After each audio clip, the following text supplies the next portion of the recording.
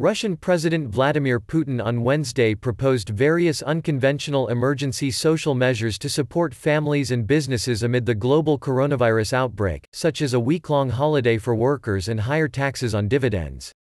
During a televised address to the nation, Putin sought to reassure Russian citizens and markets that the government would use all of its available force to stave off economic collapse.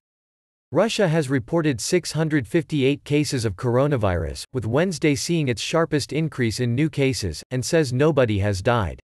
But the economy has been hit by prolonged uncertainty over coronavirus and tumbling oil prices, which has seen the ruble fall to four-year lows.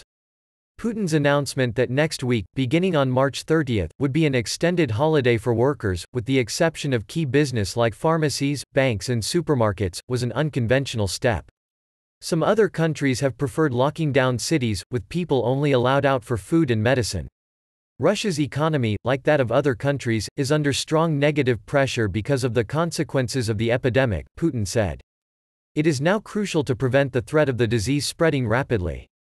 Therefore, I declare next week a non-working week with pay.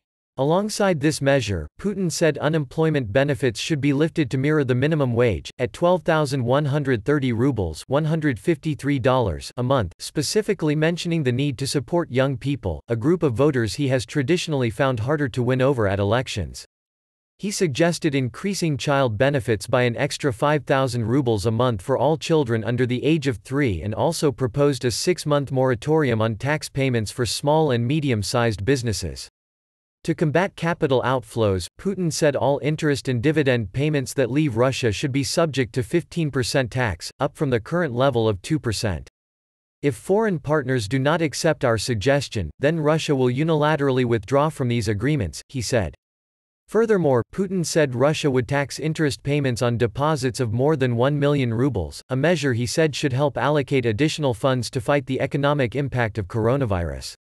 Putin did not mention how much his new measures would cost the budget, which is expected to see a 3 trillion ruble shortfall this year from the weak commodity prices only.